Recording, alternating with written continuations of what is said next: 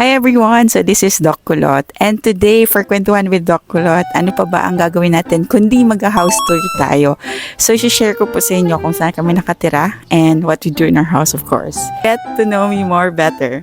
And tara, samahan niyo po kami. Po ang bahay namin, pasok po kayo. Tara. Ito po ang aming munting lugar. So dito po kami nakatira for quite some time already. I think around, if I'm not wrong, roughly around 20-ish years na. So, sobrang cute lang po talaga ng bahay namin. So, ito po yung veranda. Wow, veranda!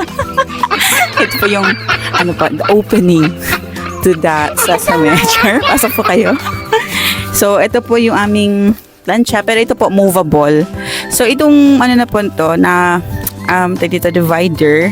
This was initially inside. Lalagyan po ng printer namin. Hopefully, makabili ako ng, divider for my printer, of course. Para maging aesthetic. Charat! Kahit walang pera, basta aesthetic. Ganyan. So, kung makikita nyo, puro tackle box po itong nandito. Ito po, mga gamit po talaga namin to.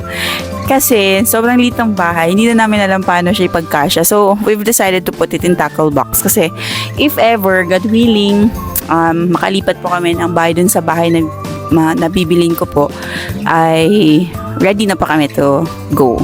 Naman ay papasok na po tayo sa main part main part of the whole nation. So tara, pasok po kayo. So ito po yung receiving area namin para mag-receive kami ng gesture. Kung makikita nyo po, ma'am, mga mom and sir, wala po kaming wala kaming sofa. So pangarap po talaga, if I have a house, may sofa. Kasi ang dami ko mga barkadang pumupunta dito sa bahay. Yung mga barkada ko po are my mom's anak. So as much as possible, if they come here, nasa kusina kami parate. Pero deep inside of you, syempre gusto mo yung may sariling sofa, ganan. Sobrang nagpapasalamat po talaga ako kasi hindi ko in-expect yung regalo ganito kasi nagtanong lang naman ako. Tapos ito na yung printer namin na sinasabi ko. So papalitan ko ng divider po ito. Well, ito po, dito po kami nagpapahinga, natutulog, ganan. Mga sama-sama with family. Ito pong patid ko. Hi, Jack. Say hi. Ayan. So, dito po, kasi may TV po kami. Back to back po ang TV namin. Tapos, ganito lang po talaga kalit ang bahay namin. Ito na po yon. Ito na po talaga yung whole house. And, yeah, kasi may isa lang kaming aircon. Tapos yung aircon namin ay ino-off talaga namin kasi siya ayaw naming masira. So, dito kami sa labas kasi medyo mainit sa loob. So, yun siya. So, ngayon naman ay welcome to our pantry. Wow, pantry! Akala mo naman sino mayaman.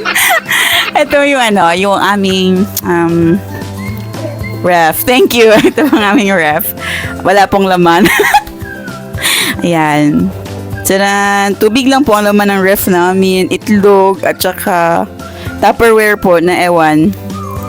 Tapos, meron kami, ito na po yung namin. Ang tawag dito?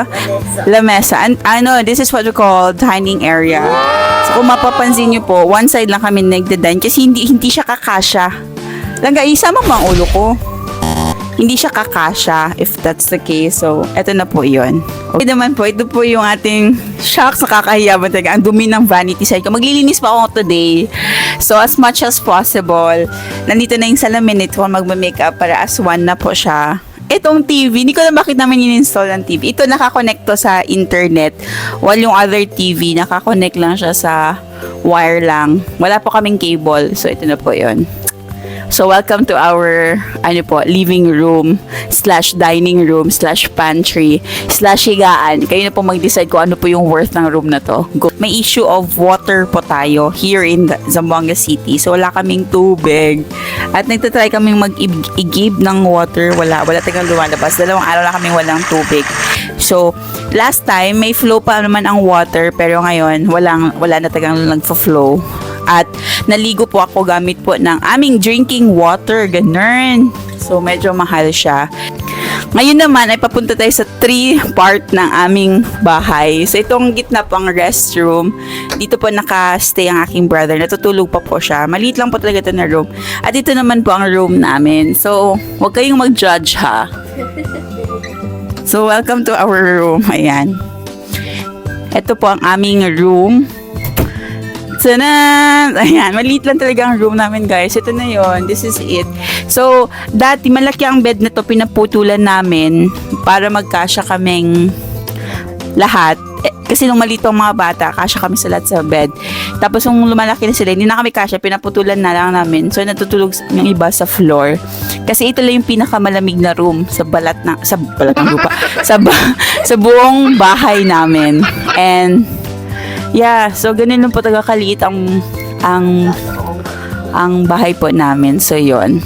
So, yun na po yung kabuuan ng namin, ng aming house tour. Kasi, ang cute ng bahay po namin. Maliit lang po talaga ang bahay namin. And, I don't mind telling people about my story because I feel like in order for me to encourage other people to really persist and push you about life, kailangan maging honest tayo of where we came from, of who we are. Tapos, hindi lahat ng doktor po ay mayaman or automatic may na-achieve sa buhay. So, katulad din po kami ng karamihan, nagsisimula sa pinakailalim at nagsastrive na umakyat po sa ladder. So, hopefully, God willing, ma-reach namin yung mga goals in life namin and aspirations in life namin.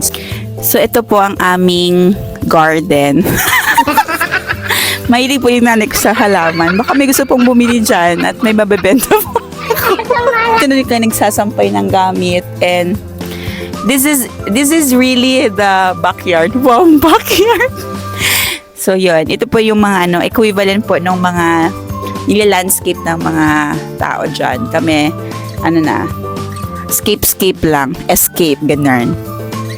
Tapos dito po tayo naglalaba. So welcome to the washing machine at mga labada at sampayan ng nanay ko. O, diba? Yung nasa likod ko ay nagluluto sila ngayon. So, yun na yung place kung saan kami nagluluto.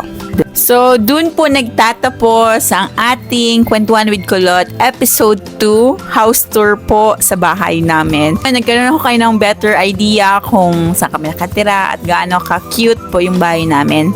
Lagi ko naman po sinasabi ito na lahat naman po ay nagsisimula sa ilalim at unti-unti nating aakyatin ang tuktok ng ating mga pangarap. Char, ganon.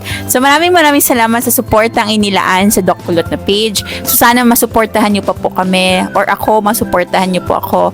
Yung suporta na ibibigay ninyo po sa akin, definitely is a support that is going also to my family. Maraming salamat sa walang sawang pagsuporta. So sa mga friends ko out there, sa mga followers ng Doc Kulot, abangan niyo po ang mga susunod na episodes here with Doc Kulot. Yun lang. Bye!